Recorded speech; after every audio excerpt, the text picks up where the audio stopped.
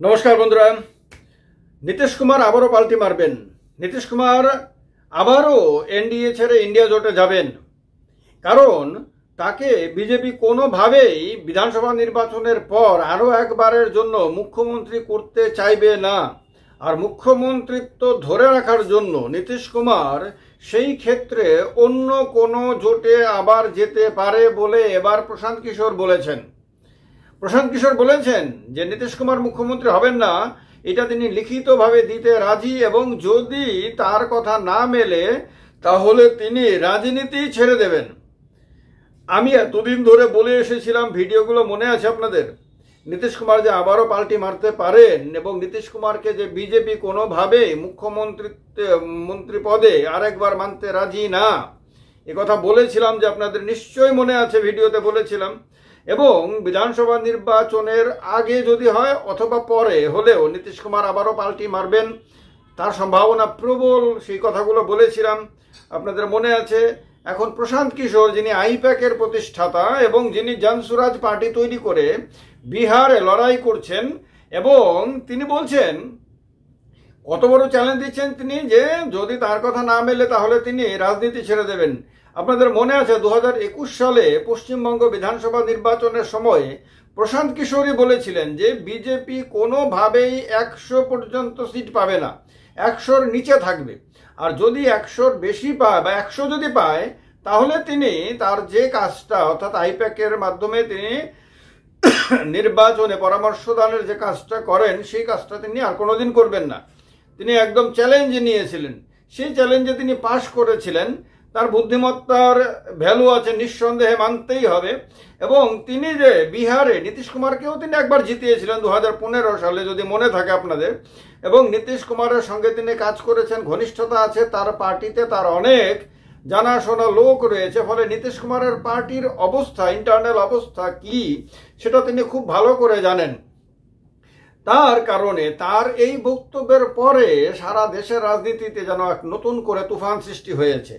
কারণ এই বক্তব্য প্রশান্ত কিশোরের, পিকের, তো পিকে যেহেতু একটা বিশিষ্ট জায়গা অলরেডি তৈরি করে ফেলেছেন নিজের রাজনৈতিক বিশেষজ্ঞ হিসেবে, সেহেতু তার বক্তব্য কিন্তু ন্যাশনাল মিডিয়াগুলো প্রচণ্ডভাবে গ্রহণ করে সেগুলো নিয়ে কিন্তু আলোচনা শুরু করে দিয়েছে। বিভিন্ন রাজনৈতিক দল, বিশেষ করে ইন্ডিয়া জোটের কাছে এটা উৎসাহব্যঞ্জক। কারণ ইন্ডিয়া জোটও চাইছে যে বিজেপির সঙ্গে নীতিশ কুমারের যে সম্পর্কটা, সেই সম্পর্কটা আরো বেশি করে নষ্ট হোক।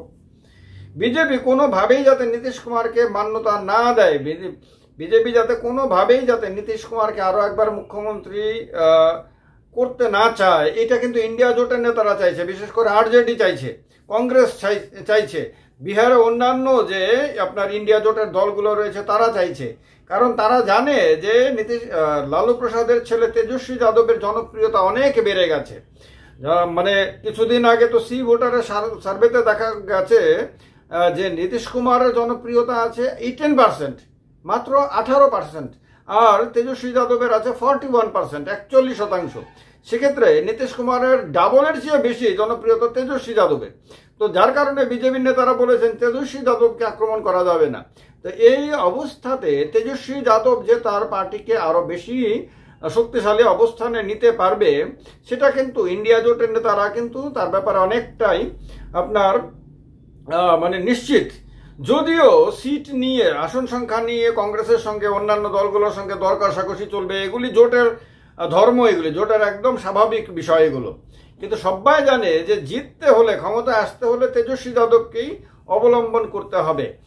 আর নীতিশ কুমারের সহযোগিতা তারা পাবে এই কারণে, সম্ভাবনা প্রবল এই কারণে যে নীতিশ কুমারের আসন সংখ্যা, জেডিইউর আসন সংখ্যা অনেক কমে যাওয়ার সম্ভাবনা রয়েছে। অনেকটা কমে গেলে পরে বিজেপি কোনোভাবেই নীতিশ কুমারকে মুখ্যমন্ত্রী করতে চাইবে না। সেক্ষেত্রে বিজেপি তার নিজের কাউকে মুখ্যমন্ত্রী করতে চাইবে, নীতিশ কুমারকে বলবে হয় তুমি উপমুখ্যমন্ত্রী হও, না হলে তুমি কেন্দ্রীয় মন্ত্রী হয়ে যাও, এরকম প্রস্তাব দেবে। সেক্ষেত্রে যেটা নীতিশ কুমারের জন্য সম্মানজনক হবে না, নীতিশ কুমার সেটা মানতে চাইবে না। তখন তিনি বিজেপিকে শিক্ষা দেওয়ার জন্য এবং বিজেপিকে ক্ষমতা যাওয়া থেকে আটকানোর জন্য তিনি তখন আরজেডির কাছে যাবেন, তিনি তখন ইন্ডিয়া জোটে ফেরার কথা বলবেন, এবং তিনি হতে পারে যে মুখ্যমন্ত্রিত্বের ব্যাপারে তিনি ইন্ডিয়া জোটে কম্প্রোমাইজ করতে পারেন, সেক্ষেত্রে তিনি হয়তো বলবেন তেজস্বী যাদব মুখ্যমন্ত্রী হোক, আমি সমর্থন করব, কিন্তু আমার ছেলেকে উপমুখ্যমন্ত্রী করতে হবে। তো সেই ক্ষেত্রে নীতিশ কুমারের ছেলে নিশান্ত কুমারকে হয়তো তিনি উপমুখ্যমন্ত্রী হিসেবে মেনে নেবেন এবং তেজস্বী যাদবকে হয়তো মুখ্যমন্ত্রী হিসেবে মানবেন। কিন্তু তারপরে তিনি ইন্ডিয়া জোটে এসে আপনার এনডিএর বিরুদ্ধে বা বিজেপির বিরুদ্ধে একটা নতুন অভিযান করতে চাইবেন। সেক্ষেত্রে তার তো প্রধানমন্ত্রী হওয়ার স্বপ্ন রয়েছে, এটা কেউ অস্বীকার করতে পারবে না। নীতিশ কুমার কিন্তু মুখ্যমন্ত্রী থাকতে চাইছেন ততক্ষণ পর্যন্ত যতক্ষণ পর্যন্ত না তিনি নিশ্চিতভাবে প্রধানমন্ত্রী পদপ্রার্থী হচ্ছেন। ফলে তিনি সেই ক্ষেত্রে ইন্ডিয়া জোটের সঙ্গে হয়তো দর কষাকষি করতে পারেন যে বিহার আমরা তোমাদেরকে ছাড়তে রাজি আছি যদি তোমরা আমাকে কেন্দ্রীয় স্তরে ইন্ডিয়া জোটের নেতৃত্ব করতে সুযোগ দাও, অথবা আমাকে প্রধানমন্ত্রী পদপ্রার্থী হিসেবে তোমরা আগামী দিনের জন্য মেনে নিতে রাজি হও, সেই ক্ষেত্রে আমার কোনো আপত্তি নাই। এই কথাগুলো হয়তো নীতিশ কুমার সেই ক্ষেত্রে বলবেন, কারণ দর কষাকষির জন্য নীতিশ কুমার মাস্টার, এত বড় মাস্টার যে নীতিশ কুমার এই পর্যন্ত 9 বার তিনি মুখ্যমন্ত্রী হিসেবে শপথ নিয়েছেন। ভারতবর্ষে এটা একটা রেকর্ড। ভারতবর্ষে এর আগে আর কোনো নেতা এরকম করতে পারেননি। তিনি যে জোটে যাচ্ছেন না কেন সেই জোটে গিয়েই তিনি কিন্তু দর কষাকষি করে মুখ্যমন্ত্রী পদ কিন্তু টিকিয়ে রাখতে পারছেন। তো এবার তার কাছে বড় চ্যালেঞ্জ হয়েছে যে বিজেপি আর তাকে সহ্য করতে রাজি না। বিজেপিতে যারা মুখ্যমন্ত্রিত্বের দাবিদার তারা কেন্দ্রীয় নেতাদেরকে বারবার খোঁচাচ্ছে যে নীতিশ কুমারকে বাদ দাও, নীতিশ কুমারকে বাদ দাও, নীতিশ কুমারকে ছাড়াই আমরা নির্বাচনে যেতে পারবো, নীতিশ কুমারকে ছাড়াই আমরা জিততে পারবো। এই কথাগুলো কিন্তু তারা বারবার কেন্দ্রীয় নেতাদের বোঝাচ্ছেন।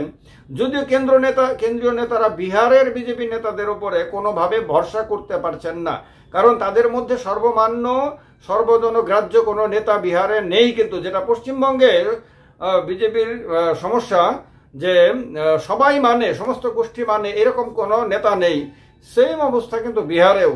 যার ফলে বিজেপি এখনো নীতিশ কুমারের সঙ্গে সম্পর্ক জারি রেখেছে, কিন্তু বারবার কিন্তু বুঝিয়ে দিচ্ছে যে কোনোভাবেই তাকে মুখ্যমন্ত্রী পদপ্রার্থী করবে না, তাকে সামনে রেখে লড়াই করতে রাজি আছে।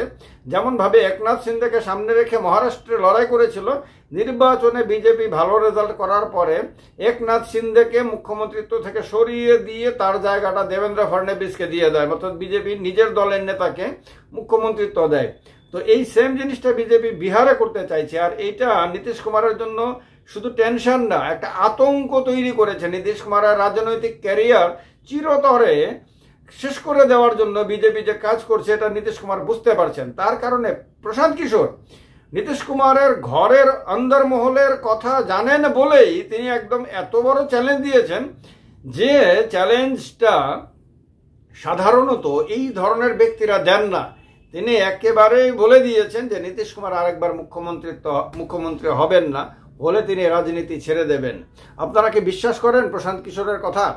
আপনাদের কি মনে হয় যে হ্যাঁ সত্যি সত্যি বিহারে নীতিশ কুমারের কাছে পাল্টি মারা ছাড়া আর কোনো রাস্তা খোলা থাকবে না? এবং সেই ক্ষেত্রে ইন্ডিয়া জোটের বিহারে শাসন ক্ষমতায় আসার রাস্তাটা যত দিন যাচ্ছে তত সহজ হচ্ছে। তেজস্বী যাদবের জনপ্রিয়তা বৃদ্ধি তো একটা সংকেত দিচ্ছে পরিষ্কারভাবে। লালু প্রসাদ যে বদনামটা কামিয়েছিলেন চারা ঘোটালা ইত্যাদি বিভিন্ন কারণে, সেই বদনামটা কিন্তু অনেকটা তেজস্বী যাদব কাটিয়ে উঠেছেন, এবং কাটিয়ে উঠে গত বিধানসভা নির্বাচনে তিনি দলকে 1 নম্বর পজিশনে নিয়ে যেতে পারেন। তো এবার তো আর একটু এগিয়ে যাওয়ার সম্ভাবনা তার রয়েছে, কারণ মাঝখানে উপমুখ্যমন্ত্রী হিসেবে তিনি যে দুর্দান্ত কাজ করেছিলেন, যুব সমাজের সঙ্গে যে তার একটা দারুণ সম্পর্ক তৈরি করতে পেরেছেন, এবং যেরকম বুদ্ধিমত্তার সঙ্গে এই কম লেখাপড়া জানা ছেলেটা যেরকমভাবে কথা বলে, যার বক্তব্য নিয়ে খুব বেশি তাকে মিম করার সুযোগ তো অন্ততপক্ষে বিজেপি পায় না। তো সেই ছেলেটা আগামী দিনে বিজেপিকে এবং জেডিইউকে আপনার উচিত শিক্ষা দিতে পারবে, বা নীতিশ কুমারকে এনডিএ থেকে ভাঙিয়ে ইন্ডিয়া জোটে আনতে পারবে? কি মনে হয় জানাবেন কমেন্ট বক্সে কমেন্ট করে। অনেক প্রশ্নের উত্তর আমার মনে হয় এই ভিডিওটাতে আপনারা পেয়েছেন, তার কারণে ভিডিওটাকে লাইক এবং শেয়ার অবশ্যই করবেন। জয় হিন্দ, বন্দে মাতরম।